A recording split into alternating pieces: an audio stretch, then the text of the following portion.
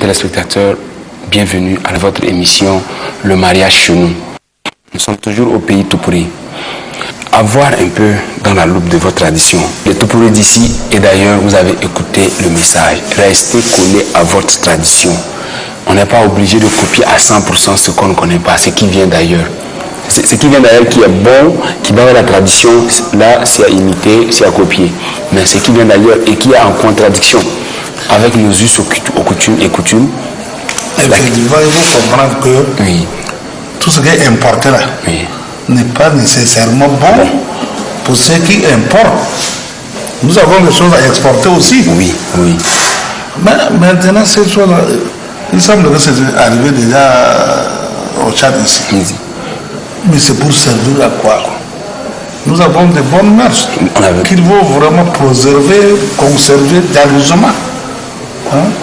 Mais quand on entend que quelque chose se passe en Europe, c'est bon, mais les Tchadiens perdent la tête. Ils pensent que ça tombe du ciel. Mais alors que ça, c'est pas nécessaire. C'est pas nécessaire. Ça n'est pas ça choque le moral. Oui. Et ça détruit la société. Oui. Et maintenant, la délinquance juvénile va crescendo. On voit que la délinquance juvénile, on ne peut pas maîtriser cela. Comment vous comprenez ça? Pour la délinquance actuelle, c'est un problème de société. Nous sommes dans une nouvelle société. Nous sommes pénétrés par des civilisations étrangères, surtout la télé, surtout les différentes stations de télé. Oui. Les enfants voient ce qu'ils veulent. Aujourd'hui, vous trouvez dans une famille des enfants qui ne parlent pas la langue du père ni de la mère. Oui. Ça joue sur son éducation. Oui. Il n'a aucune éducation. Il ne connaît pas compter dans sa langue maternelle, dans la langue véhiculaire. Oui. Il ne connaît pas parler français correctement. Il ne parle ni anglais ni arabe. C'est un enfant déraciné. S'il est intelligent, il peut réussir à l'école. Oui. Parce que là, c'est une éducation formelle. Oui. Il peut continuer jusqu'à des études supérieures, jusqu'au doctorat. Mais quand il revient même en tant que docteur, quand il n'a pas de pieds sur terre, il ne connaît pas sa langue, il est toujours perdu. Il fuit tout le monde. Je voudrais ajouter que ce problème-là, oui. La responsabilité des parents est engagée. Et engagée, bien sûr. Puisque l'enfant est essentiellement imitateur. Il vient de le signaler. Si un foyer est querelleur, ça va juste les enfants. Sont querelleurs.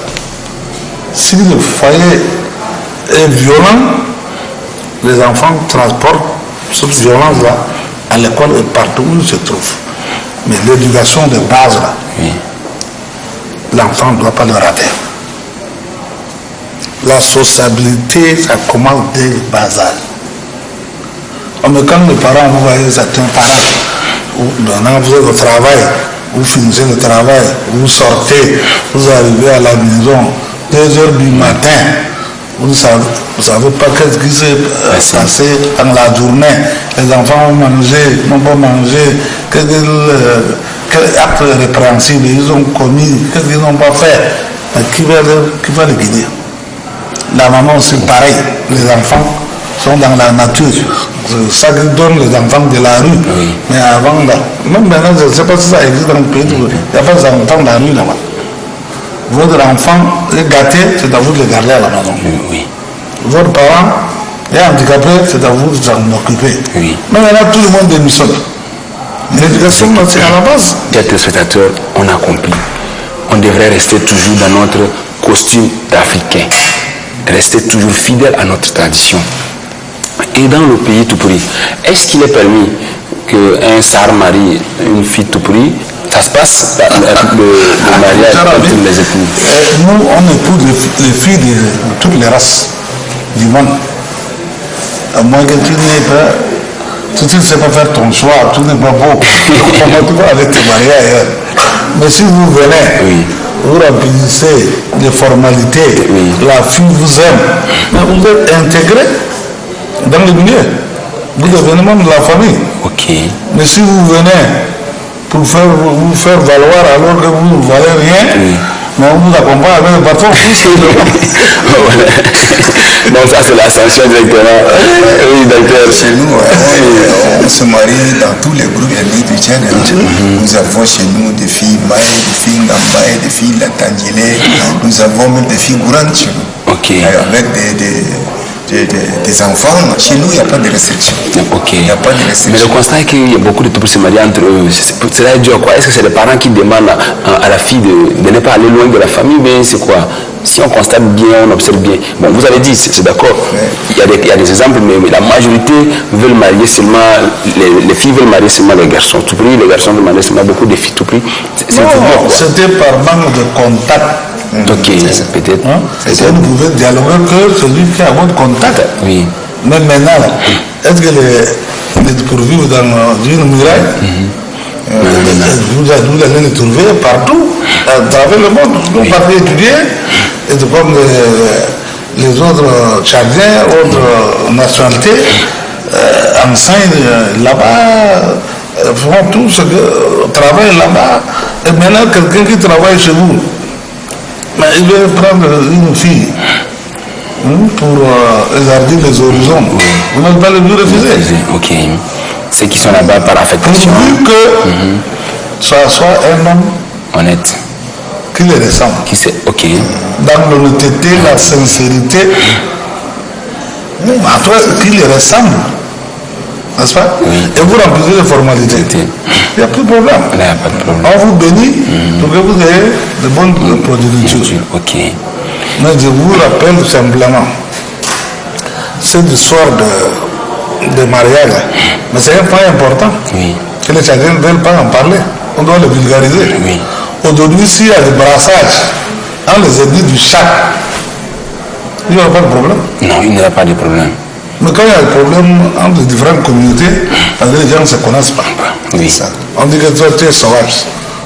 N'est-ce pas? Oui, oui. Mais supposons que tu sois mon neveu. Oui. Est-ce que tu dois dire que ton nom est sauvage? Non. Bon, tu vas d'abord, par respect, tu dois d'abord dire ça. C'est ce que je dis à mon neveu qui est sauvage avec ses parents. Non, non, non. Ah, mais voilà le problème. Oui. Et c'est à vous, jeunes, de relever ces défis-là.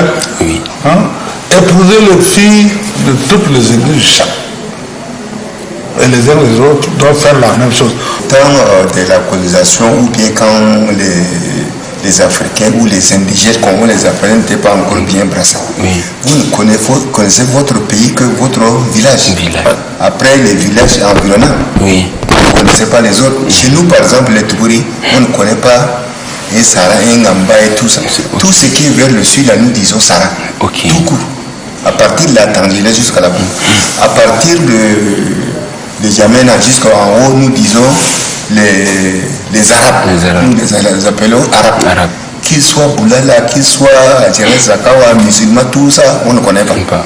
De l'autre côté du Cameroun, nous les appelons les Fulbé, tout court. Donc quand vous sortez de votre terroir, tout pour aller vous marier chez les Fulbé ou bien chez les Arabes, comme nous appelons, et chez les Sarah, c'est un peu difficile pour nous parce qu'on ne consomme pas leur culture. Nous disons en tout pour que c'est des gens jardins, c'est-à-dire que c'est des gens dont la culture est inconnue. Ok.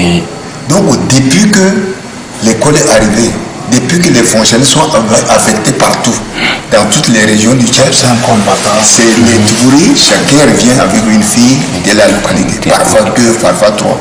Ok. Il n'y a pas de restriction. Mais seulement, le gars actuel des jeunes là, je conseille aux jeunes là, avant d'aller dans un groupe ethnique, il faut prendre avec vous quelqu'un qui connaît le milieu pour éviter les problèmes. Les problèmes qui se posent maintenant parce que quand on dit votre fiancé ou votre femme est de quel groupe là, la personne vous dit que je ne connais pas le groupe ethnique. Oui. Mais les parents durcissent le ton et en cas de dédommagement, on exige plus parce que la personne n'est jamais venue dans la maison. Si votre beau vient vous demander la main de la fille, là, chez nous c'est très facile. C'est tout. Ok. Qu'il soit de n'importe quel groupe, il vient, il demande au père, à la mère, je vais marier votre fille là. Les parents tout de suite se consultent, appellent les autres parents. C'est automatique, on n'a pas de problème. Vous avez été intermédiaire des mariages de jeunes qui se sont trouvés en études. Oui. Vous vous trouvez en études en France, ailleurs, hein? Oui. Mais l'enfant doit signaler à la ses base, parents, oui. voilà, j'ai trouvé une fille comme ça, elle est de tel milieu, les parents sont X, Y. Oui. Et les parents vont maintenant chercher les parents de la fille là. Mais avant d'aller trouver le père de la fille, il faut trouver un intermédiaire qui connaît le milieu, comme le docteur est en train de vous dire là. Mais vous vivez avec la fille de quelqu'un, vous faites des enfants, mais vous ne connaissez même pas le père de votre fille. Oui, vous ne connaissez même pas les parents de votre femme. Mais ça, c'est une provocation. Elle ne sort pas d'un arbre. Oui. Voyez-vous? Et vos enfants là. Mais comment leurs ongles vont le considérer? D'abord, ils ne le connaissent pas d'abord, non? Est-ce qu'ils ne le connaissent pas d'abord? Ils ne connaissent pas. Mais ne pensez pas que l'autre vont se marier, la vie est toujours belle. Oui. Ce serait un jour amer. Oui. Vous avez besoin aussi de concours de vos belles familles. Oui. Mais comment va vous l'apporter? Vous ne vous intéressez même pas à votre belle famille. Mais en cas de besoin, mais vous restez là comme ça. Et si encore il y a des cas. Voilà le problème. Vraiment. Même si maintenant, les gars, on a été dans un dancing au beurre, je ne sais pas dans quelle rue, ils sont mariés. Mais les garçons doivent faire un effort. Oui, bien sûr. D'aller formaliser cela. Oui. Moi, j'ai vu des familles aller battre les jantres. Parce qu'ils restaient longtemps avec leur fille, ils n'ont pas fait un pas. Ils sont obligés de venir maintenant avec la violence maintenant. Avec des bosses. Avec des bâtons maintenant. Chers téléspectateurs, vous avez bien suivi. N'ayez pas peur. S'il faut aller au pays Tupuri, la famille est déjà disponible pour accueillir leurs beaux-fils. Donc, inutile de traiter hors le mur. Mieux de venir à l'intérieur, connaître les parents. En cas de quoi, les parents peuvent témoigner et protéger leurs beaux-fils. Nous allons en parler un peu, par exemple, sur la cérémonie funèbre. Par exemple, une fille se marie à l'étranger. Est-ce qu'il est obligatoirement de ramener la fille dans son village, la fille dans son village, si elle est décédée? Chez nous, ça n'existe pas. On se marie à l'homme, à sa famille et à la terre. Okay.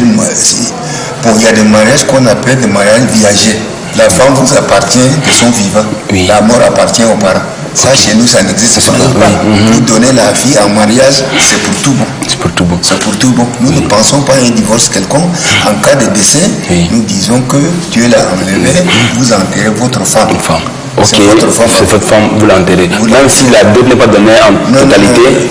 Ça dépend des relations qui existent entre le vivant de la femme et les beaux-parents.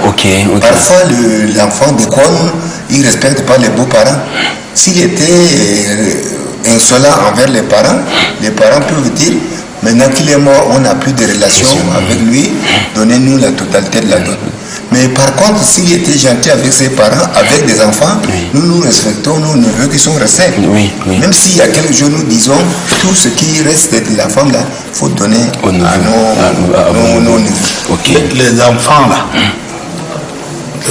leur mère est morte, non? Mais on ne peut pas vous laisser élever les enfants seuls. Votre belle famille va prendre un certain nombre. Vous allez aussi. Mais si vous n'avez pas quelqu'un qui va vous aider, ils prennent tous les enfants. Ce sont vos enfants. La belle famille peut aussi récupérer les enfants. Maintenant, je suis en train d'élever les enfants. Les pères sont là, les parents de leurs pères sont là, mais il faut les scolariser. Les enfants, on ne les néglige pas. C'est comme les Ngambais aussi, c'est-à-dire que l'oncle aussi est bon. Chez nous, l'oncle, on le considère, on ne frappe pas sur l'enfant de sa soeur ou de sa fille. On l'aime très bien comme ses propres enfants. Il faut comprendre autre chose. Le neveu là, il est très important. C'est un ambassadeur entre les deux clans, deux familles, deux pays. C'est comme vous avez dit là. Maintenant, vient de vous attaquer là. Il ne peut pas. Non. Vraiment. Donc vous avez la médiation que le brassage par le mariage est assez important. C'est vraiment important. C'est très important. Oui. Parce que s'il y a une sanction sectaire, mais la bagarre va arriver vite. Il va arriver au pays de sa maman pour arranger la situation. Voir tes oncles, qu'est-ce qu'ils vont, qu'est-ce qu'ils veulent. Et nous, de l'autre côté, nous donnons. On passe toujours par l'intermédiaire des gens qu'on connaît bien. Soit les beaux, les gendres d'avant, soit c'est les enfants de nos cousines, de nos tantes, etc. Pour éviter l'affrontement direct. Okay. C'est maintenant que j'ai entendu ici sur ce plateau que le neveu est important. Après le décès, on peut récupérer le neveu, l'élever. Donc, au pays tout prix, il y a encore des richesses énormes à découvrir. Et maintenant, comme on est déjà à la fin, c'est la suite de notre émission, le message fort, votre message fort pour la population et pour les Tupuri qui ne connaissent pas leur ethnie et pour les politiciens qui veulent toujours mélanger les jeunes pour ne pas que tel se marie à l'autre parce que les autres sont comme ça et autres. Qu'est-ce que vous avez comme message? Laissez la politique de côté. C'est une autre activité. Laissez la politique aux politiciens. Oui. Laissez la religion aux hommes de Dieu. Oui. La culture, c'est les hommes qui connaissent la culture qui doivent nous tirer vers le haut culturellement. Oui. Mais si on mélange le tout, qu'est-ce que la politique va venir dans les mariages et dans l'argent? Vraiment. Parce que la politique, pour définition, c'est quoi? C'est prendre le pouvoir. Oui. Mais prendre le pouvoir, mais quelquefois, c'est pas clément. C'est sanguinaire. C'est sanguinaire. Surtout en passant par les jeunes qui ne connaissent rien, qui sont par exemple les étudiants. Oui, on manipule parfois les étudiants. Mais ici, socialement, nous parlons de choses nobles. Mariage, il faut procréer. Oui. Il faut que les hommes s'unissent. Oui. Ils se connaissent. Et ça ne te brutalise pas. Non. Voyez-vous? Oui. Et c'est de ça que nous parlons. Bien sûr. Si ça dit la politique, là, on a beaucoup de choses à vous dire là aussi. Mais ça non, on n'est pas dans la politique, on n'est pas dans la politique. Ici, c'est le mariage. Ça va vous étourdir. Oui. Non. Nous parlons de ce qui est noble. Oui. Et la politique, ce n'est pas toujours noble. Non. Mais le mariage, tel que nous, on vous l'a indiqué, si on suit cette voie-là, mais c'est quelque chose, c'est vraiment sacré. D'ailleurs, c'est institué par Dieu. Oh, bien sûr, c'est la première vocation même. Dans la Bible, on dit la première vocation. Dieu a créé Adam et Ève. Et après, il dit non, il nous faut une femme. Bien sûr.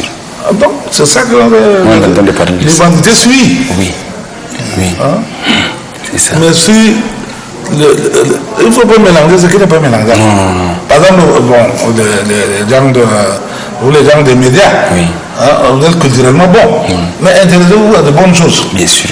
Ce qui est mauvais là, il faut dire aux jeunes de ne pas s'engager. Bien sûr. Vous savez les manifestations là, vous voyez les hommes politiques sortir, non. Ils se mettent pas devant. Non.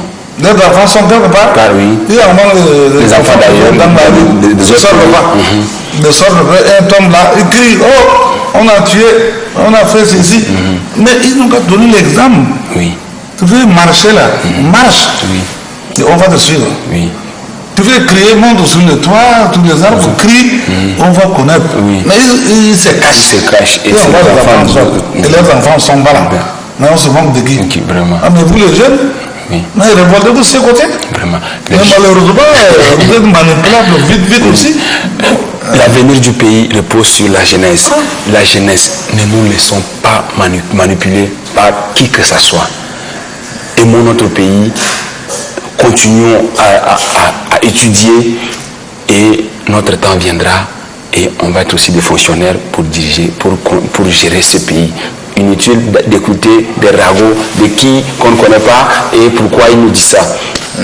Nous sommes... Et moi, mon dernier mot, c'est de dire aux jeunes qui ont des ambitions pour se marier dans le monde tout prix, de ne pas avoir peur. Oui. Il n'a qu'à aller par le droit chemin.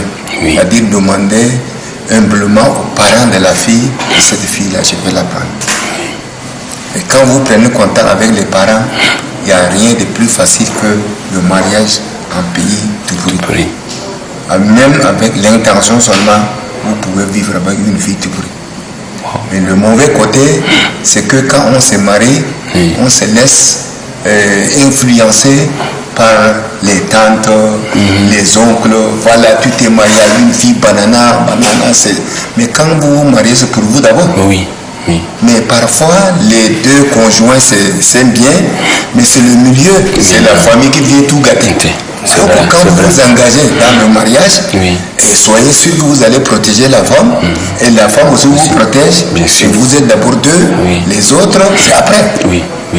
Beaucoup de mariages dans le milieu tchadien est lié à l'influence des tantes. Votre femme là est en train de nous bouffer, votre femme là est en train de bouffer notre frère, il est en train de bouffer notre oncle. Quand on va chez lui, on ne trouve plus rien parce que tu es là, etc. Tout ça, c'est des préjugés. Il faut lutter contre ça aussi et il faut élever le niveau de discussion à un certain niveau. C'est pas dans la rue, au bar, dans les cabarets pour dire que toi tu t'es marié à une Ngambay, toi tu as une fille Kablaï, tu es une fille Toukouri, etc. Mais c'est d'abord votre objet, votre objet. Excusez-moi. C'est votre vie, votre partenaire. Votre partenaire. Vous avez choisi, c'est pas dans la nuit, c'est après beaucoup de réflexion. Si les autres le disent, il faut vous tourner contre ceux qui veulent gâter votre foyer. Vraiment. C'est pas ajouter là. Mais c'est-à-dire que il ne s'agit pas seulement de mariage interethnique. Dans le village même, ce que tu viens d'indiquer là, ça se produit. Mais il faut vous mettre dans la tête que personne ne gère le foyer de personne. Non, en principe. Si vos frères, vos tantes, vos je ne sais pas quoi, se mêlent de la gestion de votre foyer, c'est tout. C'est comme vous ne direz pas le foyer aussi de quelqu'un. Vous venez en appoint. Mais par exemple, maintenant, je suis ici. J'ai beaucoup de gens à la maison. Je viens. Tu es en train de discuter avec ma femme là. Mais c'est moi que tu cherches. Bien sûr. Parle-moi d'abord quel est le problème qui est posé. C'est moi qui cherche la solution. Tu es chez moi. Bien sûr. Mais tu vas commander directement ma femme. Non. Ça ne doit pas se mais si tu te laisses faire, mais ça veut dire que tu es faible. Tu es faible, oui. Là, la ta dignité, c'est où? Ton foyer là, c'est où? Mais si tu vas gérer le foyer de quelqu'un, tu vas accepter. Non. Ah, mais c'est ça. C'est pas seulement interethnique. Dans le village même, il y a des mamans qui se mêlent. Les tantes se mêlent. Le cousin ou vous appelez le frère. Mais c'est ta femme. S'il y a un problème, il doit parler à toi d'abord. C'est à toi de chercher la solution. Bien sûr. Mais on fait directement à ta place. Mais si ça se passe autour de toi là, mais il faut réagir énergiquement. Bien sûr. Ça ne doit pas se faire. Bien sûr. Le message est passé. Chers téléspectateurs, merci d'avoir suivi cette émission avec attention. Nous avons écouté le docteur Midimon qui nous dit, jeune, toi qui veux aller au pays tout pourri, n'aie pas peur. Viens voir tes beaux-parents et tout sera paisible pour toi. Tout ira bien pour toi. Il a dit la même chose. Le pays tout pourri est un pays qui accueille. Donc, nous allons continuer à aller un jour au pays tout pourri. Pourquoi pas moi-même? Je vous donne rendez-vous à la semaine prochaine pour un nouveau numéro. Merci et au revoir.